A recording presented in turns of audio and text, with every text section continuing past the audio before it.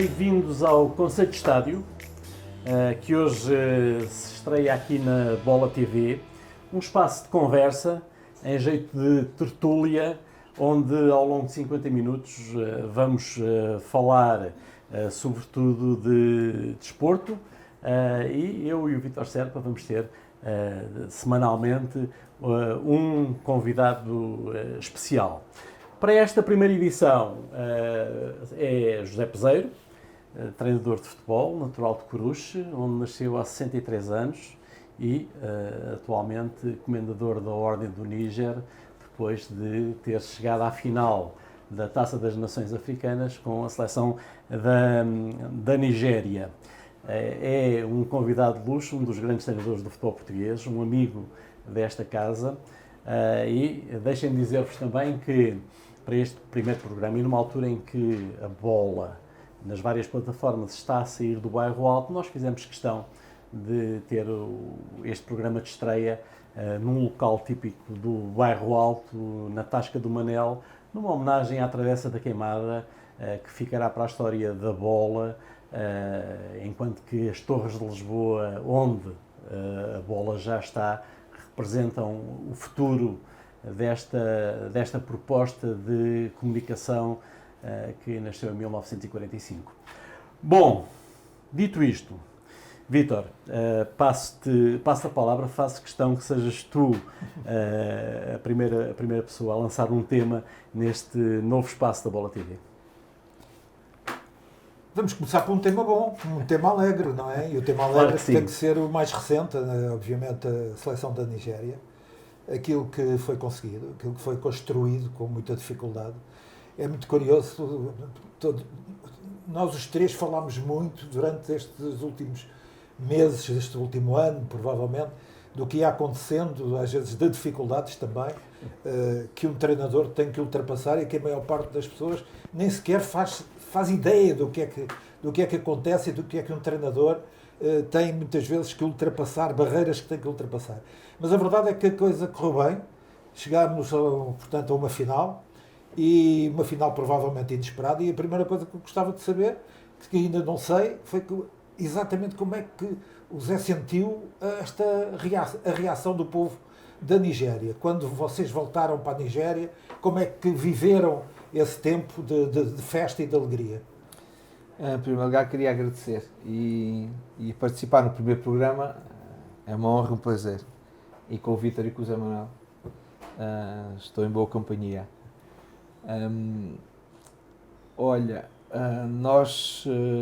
Eu fico chateado de não ter vencido a final. E pelos vistos, os nigerianos não. Claro que a resposta costumo dizer, e já jogámos. Isto não há processos individuais, há projetos individuais, há coletivos, 6 finais. É verdade que ganhei uma, foi a Taça da Liga, mas... Com o Braga. Sim, com o Braga, contra o Porto. Mas tal como eu já disse, eu quero ganhar finais, mas prefiro perdê-las a não jogá-las. Porque há muita gente que não as joga, nem tem o privilégio ou o prazer de jogar uma final. E uma grande final como é a AFCON. Como eu te disse, eu fiquei chateado. Gostaria de ter ganho esta final. Sabia que era difícil, o trabalho foi muito difícil, mas pelos vistos o país, a Nigéria, sentiu esta vitória, ou seja, não sentiu a derrota, sentiu como uma vitória. Não estava à espera. Não, a seleção da Nigéria tem tido desde a grande seleção de 94. É verdade que ganhou em 2013, mas não era expectável. Dos últimos, o que se tem passado com a seleção, uma seleção em remodelação, em renovação, com os jogadores jovens a chegar à seleção neste momento, com qualidade, mas também a equipa não tem um equilíbrio em qualidade nas várias posições, e as pessoas também, apesar de exigirem muito, e a carga emocional que eles colocam na seleção é muita, exigirem muito, mas percebem isso. A verdade é que fomos recebidos muito bem, fomos condecorados, somos comendadores, acabaram por dar um terreno, uma casa a cada um, e a seleção foi excepcional. Mas eu acho que o futebol na Nigéria vive muito da seleção, dos Super Eagles, não vive muito do clube, não vive muito da liga, até porque a liga é pouco Ouvi dizer que ias fazer uma vivenda em Abuja. Não, tem lá o terreno. Não, tem vais ter uma casa, eu ainda tenho de escolher se é Abuja ou Lagos, uma casa e um terreno. Aí é a escolha. Não, o terreno e uma casa, agora, escolher a cidade é o que vai ser agora o próximo passo. Eles escolhem, mas... Preenchemos os papéis, eles têm Abuja em Lagos, não sei qual é a prioridade que eles vão dar, para depois nós escolhermos. Mas a verdade é que depois desta competição, eu estive na Nigéria, em Abuja, depois em Port Harcourt, uns dias, porque fomos recebidos toda a comitiva em Abuja pelo presidente na Assembleia, lá na sua casa, portanto, governamental do presidente. E depois também estive em Port Harcourt, onde vem o gás e o petróleo para Portugal, é dali. E a verdade, a recepção foi excepcional e quer os locais onde nós visitámos, o centro comercial, no hotel, alguma vida social que nós tivemos, nunca tinha sentido esta proximidade, esta valorização do nosso trabalho como senti nesta altura. Por visto, esta competição é muito vista e é aquilo que mobiliza o povo nigeriano. Ele tem muito mais paixão pela seleção do que pelos clubes. Muito mais, não há comparação. E não há eles comparação. acompanham muito o futebol na Europa também? Os clubes onde têm os seus jogadores? Acompanham. Os mídia, que têm muito, acompanham muito. Mais as notícias que eu recebia todos os dias da minha assessoria de imprensa, relativamente àquilo que era o comportamento dos nossos jogadores. Há um grande ênfase daquilo que eles fazem na Europa. A nível da liga local, tu praticamente não tens notícias, não há transmissões televisivas, as condições não são as melhores, não, são mesmo más ou deficientes, e os jogos que eu vi nunca tinham muita gente, mesmo na competição final que eu vi em Lagos, das 6 melhores equipas que fizeram um torneio para terminar o campeonato, pouca gente estava no estádio. Uma das coisas que eu tenho realmente curiosidade em saber é que eu vi muitos jogos e o que dá a sensação muitas vezes é que aqueles jogadores que jogam também aqui na Europa, alguns dos melhores clubes europeus, quando chegam à sua seleção em África, jogam de outra maneira. Às vezes têm menos disciplina tática, têm mais gosto, se calhar, em ter a bola no pé.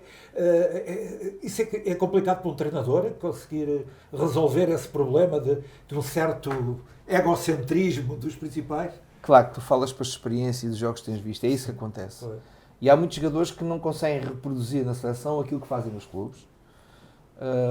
E acontece isso muitas vezes. Muitas vezes. Inclusive, eu posso dizer que o Lookman, que é o jogador que foi o melhor marcador da nossa equipa, só neste torneio mostrou a sua qualidade ao próximo daquilo que ele faz no Atalanta. E tens muitos jogadores que não conseguem mostrar, colocar em campo o seu normal valor. Porque jogar em África não tem nada a ver com jogar na Europa, e esta competição tem um contorno emocional, político, social, económico, transcendente. Portanto, o futebol, evidentemente, que é um ecossistema que bate em todos os setores da sociedade, mas sentir aquilo era impensável. A pressão e o stress, eu nunca me senti tão fatigado e tão cansado. Não só porque a competição tem jogos 4 dias e temos muito trabalho, as equipas técnicas não são vastas, até porque eles praticamente, quando eu estava a negociar, só queria um adjunto, eu pressionei para ter mais gente, e acontece com todas as seleções esta questão, mas depois também nós temos que fazer tudo e mais alguma coisa para os nossos jogadores terem alguma privacidade, porque é gente a querer falar, é as companhias, sei lá, os políticos, as pessoas com mais produtividade na sociedade que querem estar em contato com eles, as coisas vão se aproximando do final e mais contactos e tentar fazer isto perante pessoas que são importantes, e a importância política, social e económica na África é muito decisiva, não é fácil.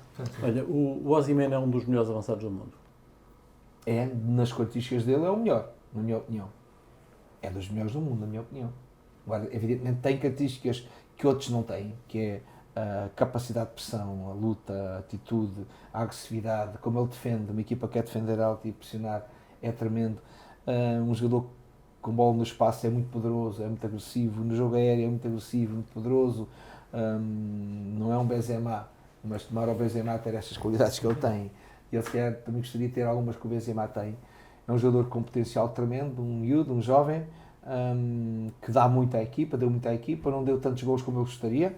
Eu acho que ele também sentiu muita pressão de ter sido o melhor jogador em África, mas deu muito mais coisas do que os golos. Portanto, nós escolhemos uma forma de jogar diferente para ter resultados e poder chegar onde chegamos, e a verdade é que ele deu-nos um ambiente, um posicionamento e uma capacidade de, no último terço, criar situações em inferioridade numérica, ele resolvê-las, ele segurar a bola, ele esperar por nós, ele ganhar a primeira bola, muitas vezes ganhava a segunda bola, e depois nós esperar pela nossa chegada. Pena que nós não tenhamos desenvolvido este sistema como nós gostaríamos, porque em termos defensivos ele realmente foi muito bom, exceto na final, em que cometemos erros, mas em termos ofensivos, o 3-4-3, com os dois avançados, ou os dois extremos, a jogar muito perto dele, não houve tempo suficiente para criar dinâmicas e para melhorar esta forma de jogar, porque nós queríamos que ele tivesse mais gente perto dele. Mesmo que fossem os corredores, os outros dois jogadores não fossem extremos, jogadores que estivessem muito perto dele para jogar. Quando nós conseguimos isso, fomos uma equipa muito forte ofensivamente. Quando não conseguimos, como na final, não fomos tão fortes. Ele, ao longo deste processo em que estiveste à frente da seleção da Nigéria, nem tudo foram rosas, também houve muitos espinhos. Na fase mais difícil, o Osimhen foi decisivo para tu não teres, se calhar, desistido do projeto? Não foi só o Osimhen. Sabes, quando eu, há 2 anos, em maio de 2022, me apresentaram este projeto, ou apresentaram antes do AFCON, mas depois acho que houve uma decisão ministerial para manter o treinador, o Augustino, igual a Van, foi um grande jogador. Sim, porque a força política numa seleção é muito forte. Em todas, não é? Não é a federação que manda. Em todas. Depois, ele no AFCON foi eliminado a seguir à fase de grupos, com a Tunísia, que até a Tunísia nesse jogo teve menos 7 jogadores por Covid e a Nigéria era amplamente favorita e não conseguiu vencer. Depois eu era para entrarmos no Mundial, que era o jogo contra o Ghana, e mantiveram o treinador e eles perderam a oportunidade de ir ao Mundial. Não quer dizer que por mim que tivessem, não é? Quando me apresentaram o projeto, eu achei que era um projeto desportivo, já disse isso, não foi a questão económica ou financeira que determinou a minha ida ou que me sensibilizou para isso, foi um projeto desportivo, era uma equipa boa, de qualidade, e a possibilidade de ganhar o CAN. E desde esse dia disse que quero ganhar o AFCON.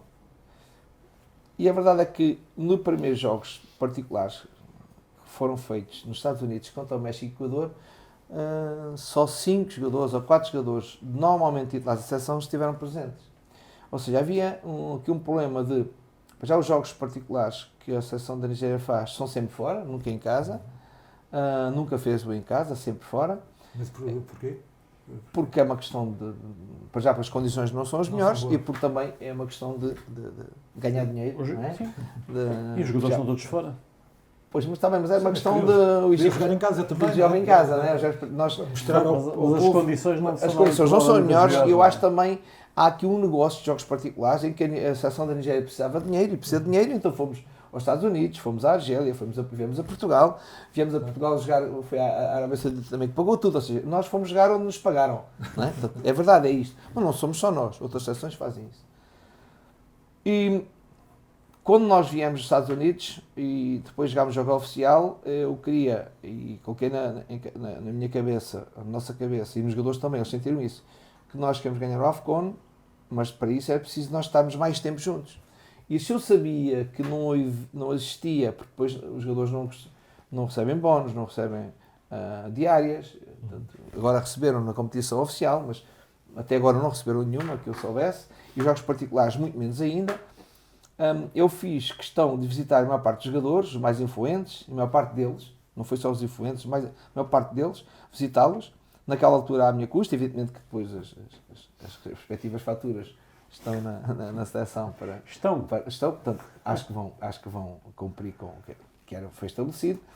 E visitei-os e de alguma forma criei ali um comprometimento, ou seja, eu quero ganhar o AFCON, vocês também querem, sim senhora. As coisas não têm corrido bem nos últimos AFCONs, até pelos últimos 5, a Nigéria não teve em 2. Não teve em 2. em 15 e 17 não chegou à fase final. E disse, mas para nós ganharmos temos de estar mais tempo junto, porque a seleção permite-nos 7 dias de treinos para fazer 2 jogos, 8 dias. Nunca há muito tempo e espaço para preparar para uma ideia, para uma forma de jogar, para criarmos dinâmica, criarmos relações, criarmos coesão dentro do campo e fora do campo. Portanto, e acho que os consegui convencer que eles nunca mais faltaram aos jogos de preparação. Há momentos em que a saturação e a fadiga era muita, porque nós sentimos que fizemos tripas de coração, pode-se dizer, que nós fizemos.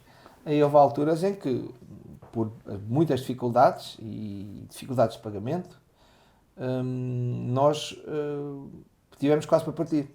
Sempre com aquela questão, isto foi um projeto esportivo, vamos continuar ou não, e houve esses momentos em que os jogadores, não só o Vítor, outros jogadores, chamaram, porque avisados com certeza, quando nós mandamos uma carta de interpelação, de alguma forma pode mexer ou não, eu queria era que pagassem, né? Mas a única resposta que eu tive foi boa. Foi, não, mas já agora que, se você nos sensibilizou e nos provocou e nos responsabilizou para ter um bom resultado era necessário estar nos jogos particulares, então agora você tem que nos acompanhar até ao AFCON. E foi formaram a equipa. das coisas mais importantes, porque os jogadores acho que foram decisivos nisso. Criámos um bom espírito, eles perceberam as dificuldades que nós tínhamos. Os dirigentes também perceberam isso? Não sei se perceberam, porque continuaram sem pagar, não é? Evidentemente que há uma coisa que não faz sentido neste momento eu criticar o que seja. A verdade é que há dificuldades, continuam a existir, e como foi pedido sempre, também pelos dirigentes, nunca me disseram que não pagavam. Nós vamos pagar, neste momento não temos condições. Acho que a não ida ao Mundial, que estava na mente de Nigéria estar no Mundial, que seria a entrar 16 milhões, pelo menos, criou aqui um grande rombo. E estas dificuldades foram-se avolumando sempre. Inclusive, eu cheguei a baixar o meu vencimento para eles poderem corresponder a algumas despesas, a algumas necessidades que para nós eram prementes e decisivas, que não se vieram a cumprir. Continuamos sem GPS, Scout, tantas coisas que nós podíamos ter. Eu não estou a dizer tanto que é responsável. A verdade é que nós aguentámos muito, eles também perceberam que aguentámos muito. Eles também perceberam que nós suportámos muito, que fizemos trabalho não só de treinadores, mas de várias áreas. Ajudámos os nossos staffs a evoluírem, ajudámos os novos staffs a resolverem tanta coisa. Para dizer um simples caso da alimentação, quer dizer, até um adjunto meu ia testar a comida meia hora antes da refeição para ver como é que estava, porque não é a mesma coisa. E estamos a falar em jogadores que estão habituados a jogar em clubes que lhe dão tudo. Dão tudo. Boas condições de treino, boas condições de alimentação, suplementação, toda essa. Portanto, de pontos de nós pedimos aos jogadores para trazerem a suplementação dos clubes. Porque sabíamos as dificuldades. Muitas vezes, não sei se é só questão financeira e económica, que existem, porque eu sei como é que está a minha situação, mas também de organização, de estruturação, de perceberem as coisas. É uma questão, não é só a questão da Nigéria. Agora, eu pensei que a Nigéria não havia estes problemas porque entendo que a Nigéria pertence às melhores seções da África. Mas a verdade é que não, isto se passou. A FIFA criou condições para que um selecionador que vai para a Venezuela ou para a Nigéria, mesmo que não receba imediatamente, tenha a certeza de que um dia vai receber. Sim, isso é verdade. Então, isso é verdade. Portanto, acho que acho que qualquer treinador do mundo tem um contrato recorrendo à FIFA, evidentemente, à FIFA, à UEFA, ou o que for, vai receber aquilo que lhes devem. Mais as seleções, porque nós sabemos que as seleções são financiadas não só pelo poder político, mas também pela FIFA. A FIFA portanto, alimenta projetos, como a nossa federação também. Também recebemos dinheiro para projetos da federação. Ou seja, e eles sabem dinheiro dos projetos. Eles ficam a ver um treinador, depois é-lhes deduzido aquilo que deviam receber e vai para o treinador. É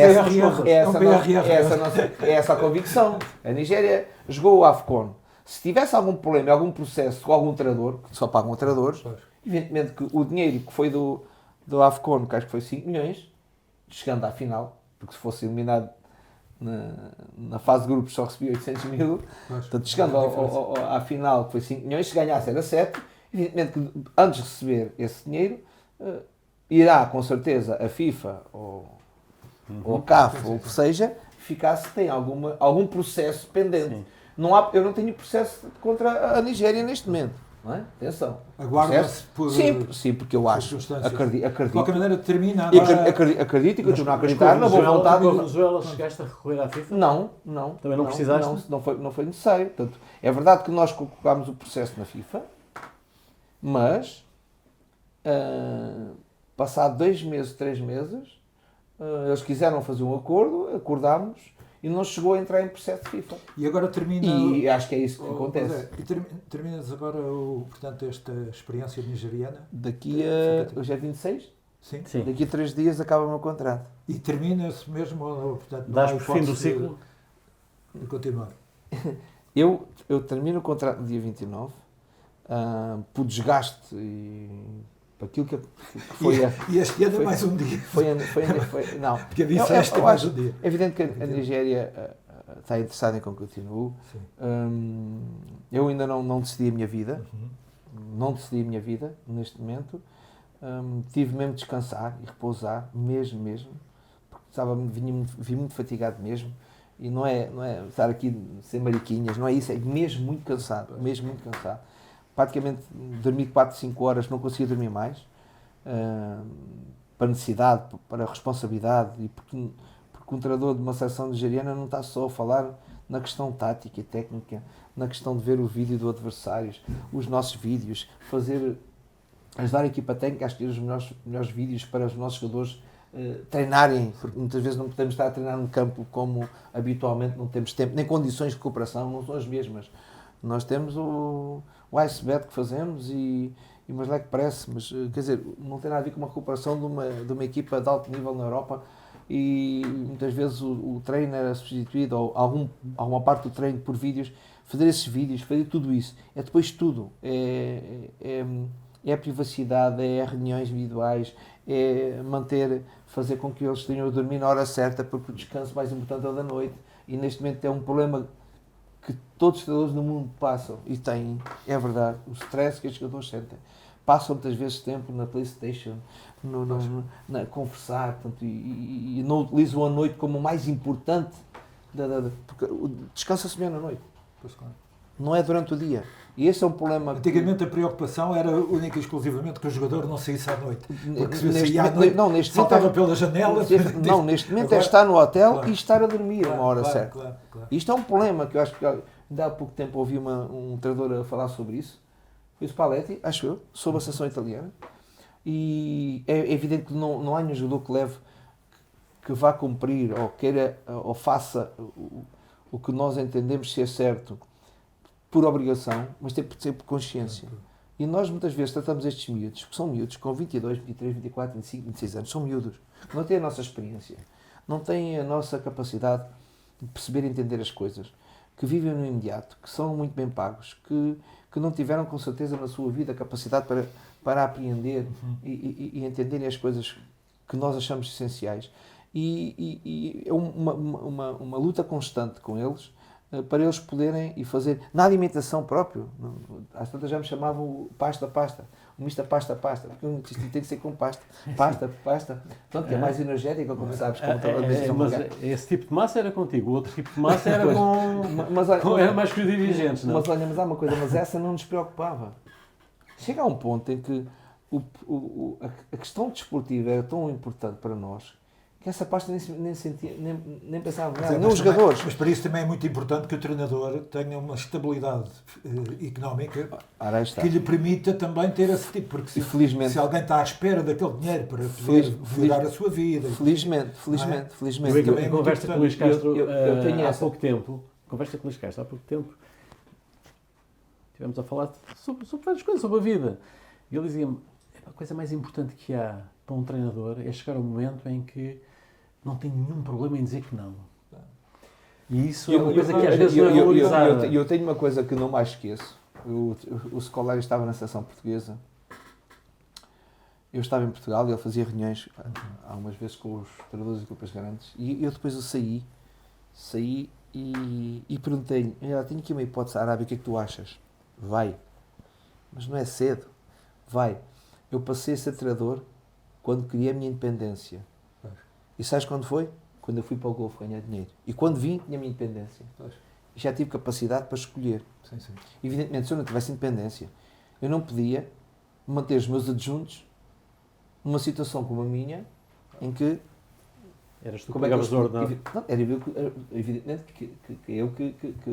que não recebendo mesmo o dinheiro que tinha que receber, portanto, os ajudei a cumprir com eles, não é? Portanto, isso é essencial. Portanto, claro que o dinheiro há de vir, e eu acredito nos responsáveis, porque também sei as dificuldades que eles têm em pressionar o governo, em pressionar os sponsors, outras instituições para que isso aconteça, e espero, sem alarmes, Mas essa parte é muito importante. E sem queixas. A importância da independência.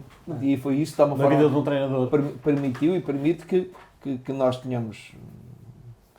para já, não há nenhum projeto que nós estejamos que seja o dinheiro o mais importante. É a emoção, como nós nos entorgamos. Porque acho que se há algum momento deste projeto eu não sentisse emocionalmente ligado, motivacionalmente ligado e com o desejo e com o objetivo e quase com a certeza que chegaria e fazíamos bem, eu tinha vindo embora. Portanto, não era uma questão... Senão, porque o dinheiro foi sempre o mesmo. Tu estás no último terço da tua carreira. Sim. Estás no último terço da tua carreira. Vês-te mais como treinador de seleção daqui em frente, para o futuro, ou ainda pensas que te podes aventurar num clube? Olha, eu gosto da seleção, gostei, e este foi o melhor projeto de seleção, porque também os outros não tinham muitas cenas para andar. A Venezuela, então com o Covid, foi terrível, mas fizemos aí coisas boas. Eu lembro uma sul-americana com 14 jogadores da equipa local, da liga local, que nunca tinham jogado para a seleção, jogaram e quase fomos apurados para a segunda fase. Empatámos com o Equador e com a Colômbia. Mas evidente que treinar um clube é outra coisa, é o dia-a-dia. Não estou a dizer que a seleção nós não trabalhamos muito, porque é ver jogadores, ok? Passas horas a ver vídeos, horas a ver vídeos. Mais? Eu vejo neste momento a trabalhar mais um clube do que uma seleção. É? Eu gostaria de voltar a treinar um clube, porque estás todos os dias a ver vídeos de jogadores, de equipas, vês 60 e tal jogos por semana, às tantas, quer dizer, é demolidor. Acho que não faz com o pé à vista. Já temos aqueles óculos e aquelas coisinhas para ver melhor, mas enfim, vejo-me como treinador de seleção e gosto, mas também me vejo como treinador do clube. Eu tenho alguns objetivos e posso já enumerá-los. Eu gostava de fazer um Mundial, portanto, estar numa seleção. Sim. Basta eu continuar na Nigéria e é possível, porque a Nigéria é a melhor seleção do grupo, apesar de não estar em primeiro. Está a Ruanda. Gostava de treinar na Championship, porque na Premier sinto bem onde é que estou e sinto bem o que é que posso ambicionar neste momento, e gostava de experimentar o Brasil. São 3 objetivos que tenho. Evidentemente que acho que este projeto desportivo fiz bem em continuar e bem, as coisas correram bem e acho que deu um passo à frente. Se eu estava um pouco ali no meio do pelotão, costumamos dizer, acho que deu um passo à frente neste momento, porque tenho tido propostas, vários contactos de clubes e seleções que neste momento me veem como uma opção.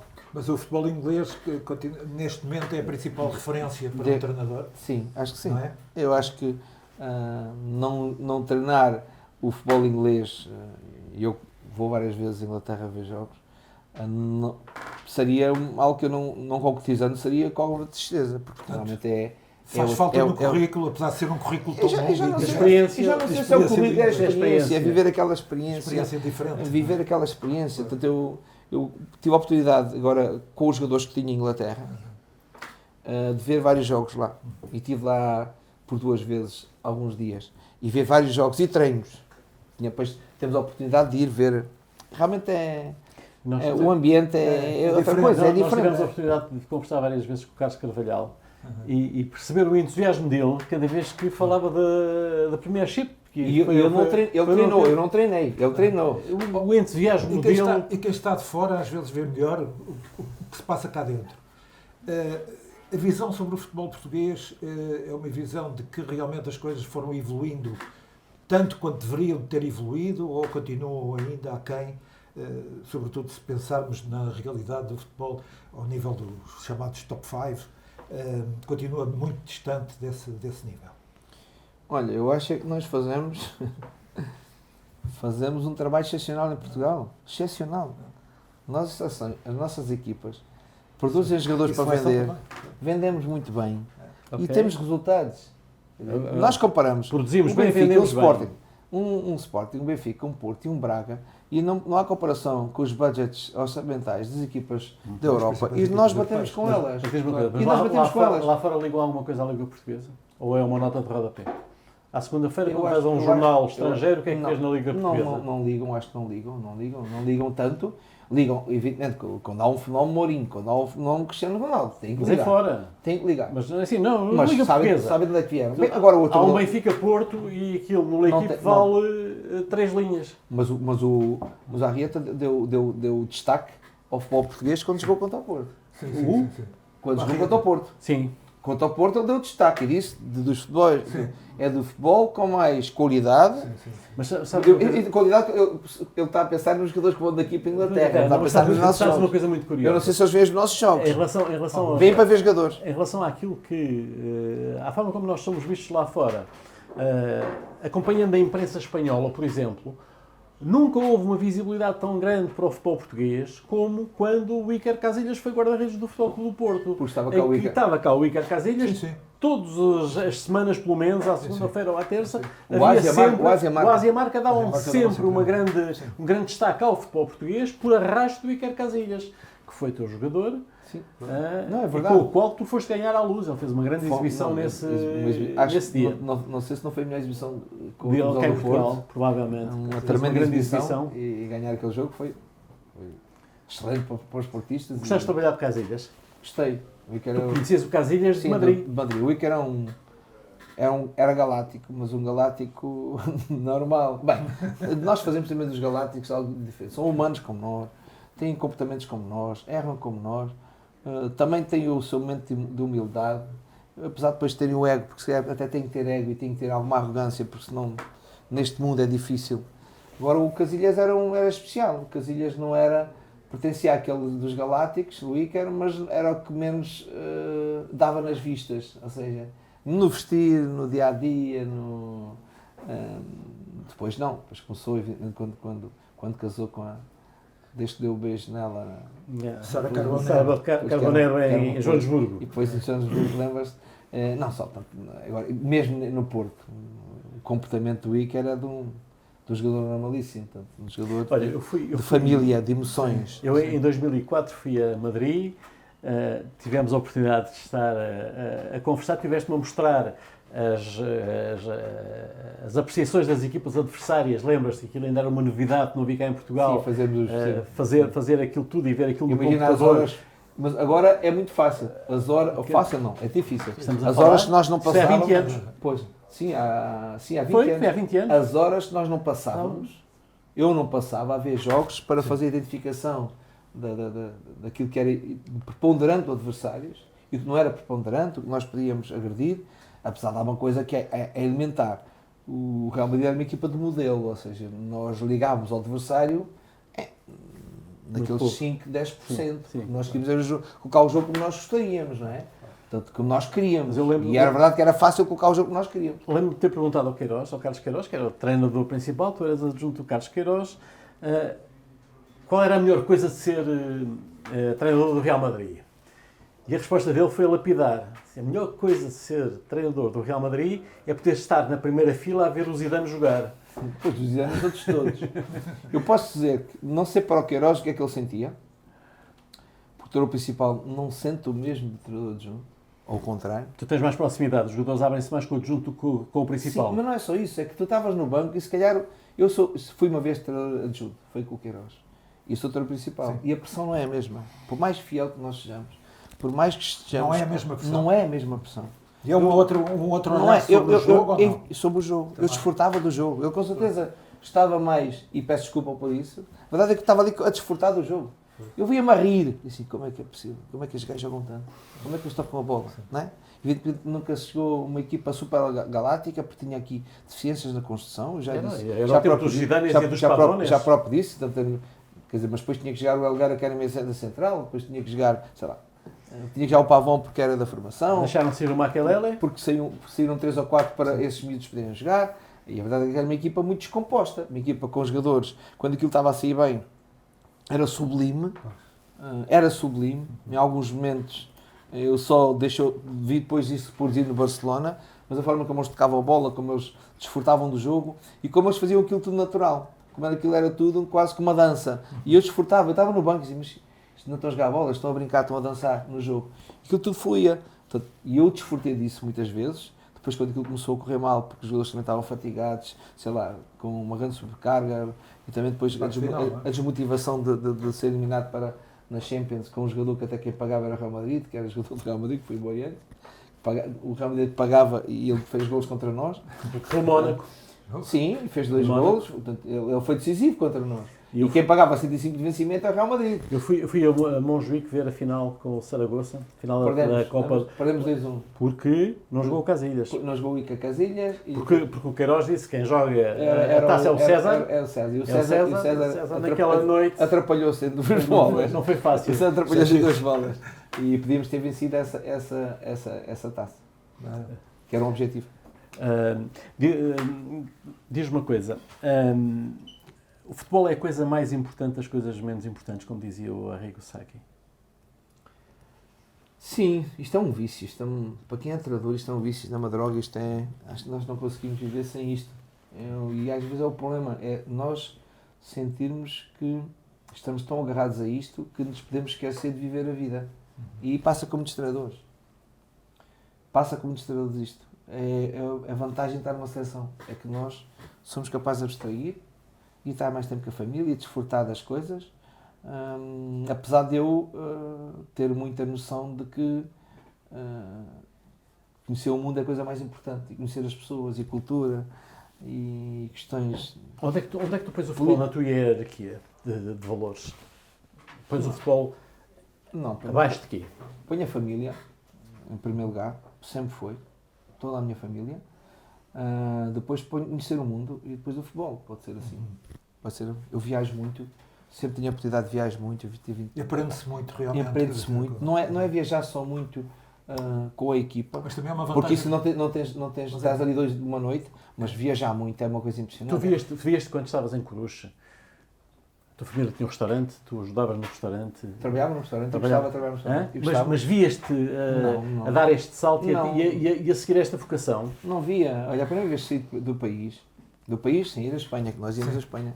O meu pai a Badajoz, comprar caramelos, buscar os caramelos, íamos à feira de Badajoz. Eu fui à Tailândia, que a minha mulher era secretária da Nissan e ganhou uma viagem porque, por visto, a sucursal da Nissan em Santarém ganhou esse prémio. Portanto, estás a ver, eu já era treinador do Montemor. Portanto, não tinha, a partir daí, não é só o futebol que me proporcionou, mas também me despertou. Portanto, se eu não estou no futebol, se calhar não tinha o despertar de conhecer aquela realidade, aquele país, aquela cultura. Eu gosto de ir, mesmo na Nigéria, fui aos bazares, fui aos mercados, que são coisas que nem vimos lá, brancos, por exemplo. Eu fui lá com a minha mulher para conhecer, para sentir a realidade. Eu estive na Arábia, estive nos Emirados. Mas isso é muito do português, do português. Eu acho que por isso nós temos uma capacidade de adaptação que outro não tem. É que nós tínhamos que conhecer e sabemos que é conhecendo a realidade que somos capazes até de escolher as melhores estratégias para a nossa equipe e para os nossos jogadores. Tirando aquele espaço mesmo europeu, no caso sobretudo da Península Ibérica, qual foi o sítio que realmente deu prazer estar, que mais surpreendeu, que foi mais interessante? Vitor, é difícil, mas nós pensamos que estamos na Europa e que a Europa é o topo de tudo. Chegamos à Ásia e ficamos loucos, não é? Chegamos a Singapura, chegamos à China, e a Coreia? Quer dizer, vamos a outros sítios locais, agora para não dizer para Dubai e Abu Dhabi, portanto, que é um pouco artificial, mas depois aos Estados Unidos, vais ao México, em todo lado. É difícil tu dizeres que... Claro que eu vivi 1 ano e meio em Abu Dhabi, em que tive as minhas netas, e a minha neta aprendeu a andar ali, e é algo que me marcou. Portanto, marca porque estive ali a viver muito tempo e há ali uma questão, como digo, a família antes de tudo. O conhecimento do mundo e o futebol. Olha, mas não há povos maus. Diz? Não há povos maus. Não. Eu acho que chega que nós temos que... E esta capacidade de ver o mundo desta forma permite-nos dizer cada país, cada continente, cada sociedade está no seu estágio de desenvolvimento. E nós muitas vezes queremos acelerar esses estágios. Sim. E queremos que sejam todos parecidos connosco. Como parecido connosco. Quando no fundo são coisas diferentes. Acho que temos de dar tempo. Evidente que nós. Mas a Arábia Saudita, nesta altura, tu foste selecionador nacional da Arábia Saudita, não tem nada a ver. Foste treinador de clube na Arábia Saudita e neste momento estamos a assistir a um fenómeno em que parece haver uma evolução da sociedade ancorada no futebol e noutros desportos. E alguém os obrigou? Não, mas escolheram a via do desporto. Quando é obrigado, só vamos criar decisões. Evidente, custa-nos a nós, muitas vezes, sentir, mas esta gente está privada de liberdade. Mas somos nós que temos que determinar isso. Claro. Somos nós, europeus, americanos, que temos que determinar essa evolução. Eu estive na Arábia Saudita, quando os jogadores não tomavam pequeno almoço no dia do jogo, quando faltavam aos treinos, e eu, em 2 meses, consegui criar aqui algumas responsabilidades e comecei a ver. Afinal, já vinham todos ao pequeno almoço. Já se levantavam todos para vir ao pequeno almoço para jogar. Não é como agora. Mas também a minha mulher tinha que andar com a burca? Com a burca, tinha que cobrir o cabelo quando estava no centro comercial, não podia conduzir, vivíamos num gueto bom, ocidental. Eu gostei muito de viver na Arábia Saudita, agora vivíamos num condomínio excepcional de europeus em que fazíamos a nossa vida normal. Mas a verdade é que o principal conclusão, e acho que a provação é que aquela gente é capaz de evoluir com sacrifício muito, e em Portugal não evoluímos com sacrifício, e na Europa não houve Inquisição, não houve tanta gente para termos liberdade religiosa, para termos liberdade política, não sofreu. Portanto, evidente que acho que também a Europa e os países mais ouvidos e democratas devem ter aqui alguma responsabilidade, mas não podem querer determinar. E é aqui uma coisa difícil, porque também eu sinto, a África está naquele estado, não é? Como eu costumo dizer, nós queixamos na Europa de barriga cheia. Mas é muito interessante. Estar em África. Chegamos aqui e dizemos, afinal, esta demografia toda, e estamos sempre a protestar, sempre a protestar. Mas não deixa de ser interessante, para quem gosta de futebol e vive o futebol com intensidade, olhar, por exemplo, para aquilo que é a experiência do Médio Oriente e perceber que o futebol é realmente... Neste momento, não tenhas dúvida. Ajuda a fazer crescer a sociedade. Como eu disse, na Arábia é interessante. Considerando que, por exemplo, quando nós pensamos no tempo da outra senhora em Portugal, em que o futebol supostamente era no diamante, era a terra dos 3 Fs, o futebol hoje ajuda também a transformar. Mesmo em Portugal, eu penso que o futebol ajuda a criar no espírito do português comum, portanto, mais autoestima, mais capacidade de pensar que nós também somos capazes de ser bons em determinados aspectos. Depois ser campeões da Europa, mais ainda. Exatamente. Tu fazes parte de uma geração especial. Ou seja, começou com o Carlos Queiroz, com o João Ferreira, com o Zé Muniz, com o Arnaldo Cunha, pronto. São os académicos que estão no futebol. Tu vês numa segunda vaga com o Zé Mourinho. Fui aluno deles. Tu foste aluno deles. Nós fomos alunos deles. E convosco abre-se uma janela diferente que transcende o empirismo que presidia normalmente aos treinadores que faziam aqueles cursos de uma semana ou 2 e que a seguir eram treinadores de futebol. Nós fomos privilegiados. Nós somos privilegiados. Todos os outros treinadores que não tiveram acesso a este conhecimento tiveram que inventar muito e criar. Sim. E a sua margem de errar era maior. Agora, eu acho que tirar o chapéu a todos os treinadores, porque nós tivemos sempre essa sensibilidade.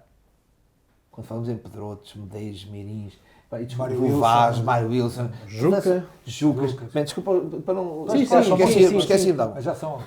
O que é que essa gente não teve que pensar sem o conhecimento que depois chegou, francófono, tu sabes, foi muito francófono, depois o Queiroz, o Josualdo, quando a tradução daqueles livros de princípios de jogo. E uma França comprar livros. Foi o saber. A escola de Clairefontaine? Foi essa escola, porque nós no fundo dependíamos muito do atletismo, portanto fazíamos 11 contra 11 e depois trabalhámos o físico como o atletismo fazia, porque estava mais envolvido que nós a nível, portanto, a nível... Aliás, as primeiras experiências foram com o professor Respinto e com o professor Nunes Pereira, que foi campeão do Sporting.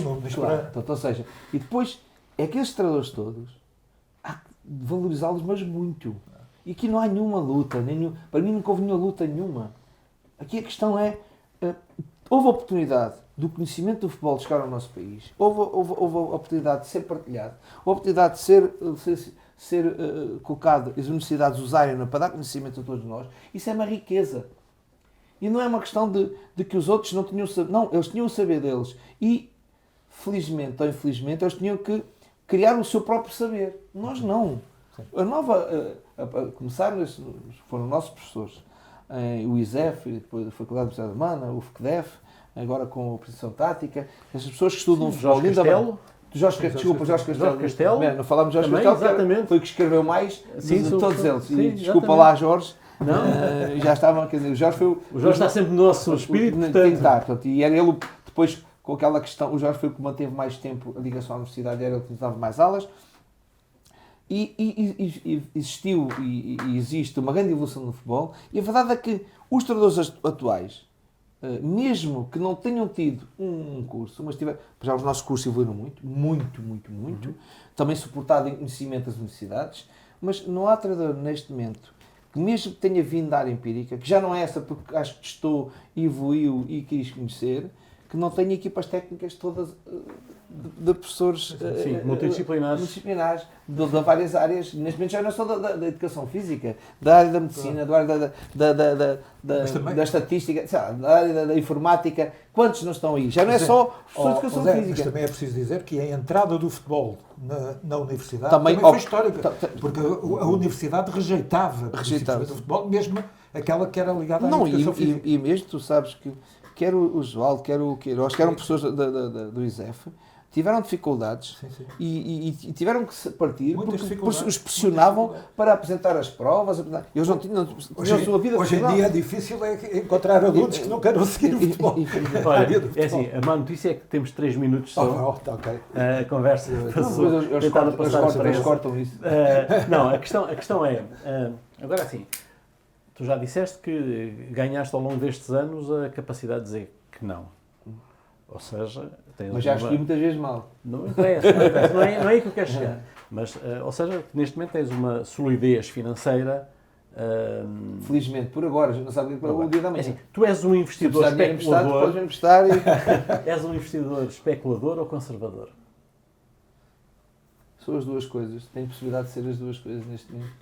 Para além de ajudar muitas coisas, invisto, mas sou um estudador muito seguro, não sou de muito risco, mas também tem uma coisa de risco. A vida também tem uma coisa de risco. Gostas? Gosto. Não, acho que não sou indicado para isso. Sabes porquê? Porque não és mais de fundos ou de certificados da Forro? Mais certificado da Forro do que fundos. Não, se eu fosse milionário, talvez fosse as duas ou das três, mas não sou. Tenho uma boa vida, mas não sou milionário.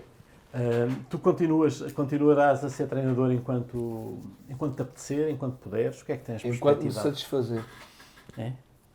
E ainda dá muita satisfação. Dá muita satisfação. Há alguns momentos, alguma dor. Ainda pensas treinar em Portugal?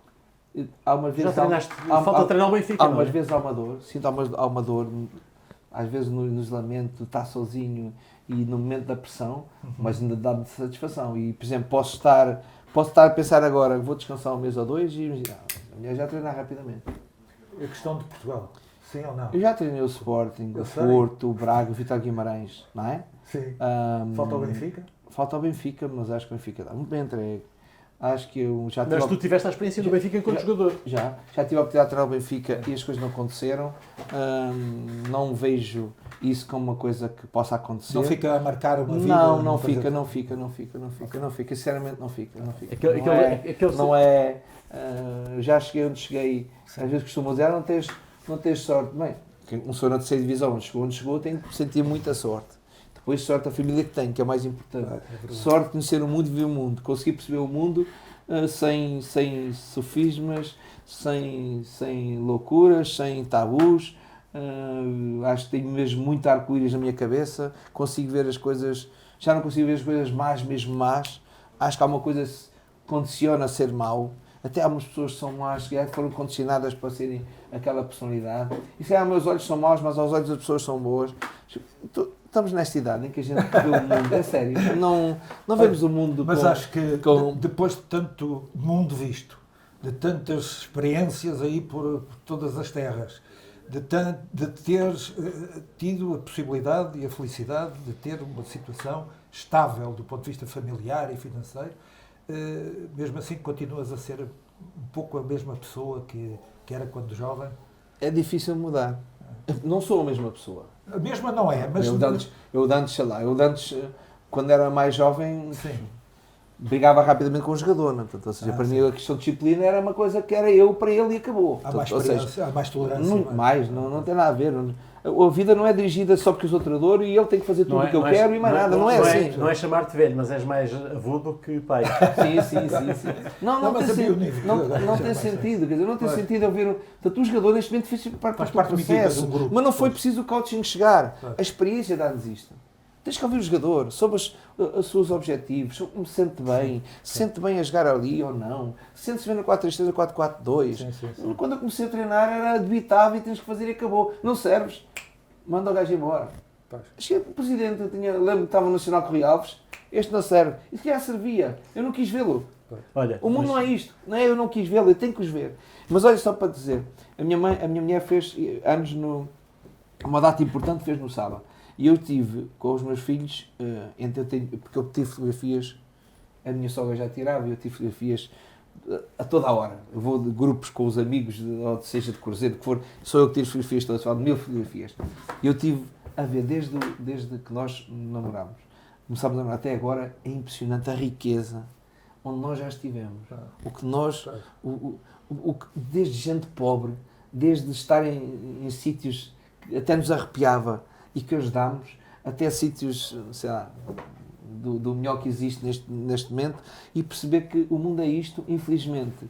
O pior de tudo é haver esta diferença tão grande e continuar. Eu acho que também eu e o Zé acompanhamos perfeitamente isso, porque felizmente ainda pertencemos a um tempo... Não, imagino onde é que eu fui, onde é que vocês foram? Onde é que vocês foram? Agora não, agora é estar no sítiozinho, à espera da notícia e onde é que vocês estiveram? Mas acompanhamos. Bom, fomos a tanto sítio que vamos dizer que o nosso tempo já se excedeu. Nós agradecemos ao Zé Peseiro para a estreia deste conceito de estádio, não podia ser melhor. Foi uma ótima conversa e prometemos voltar na próxima semana.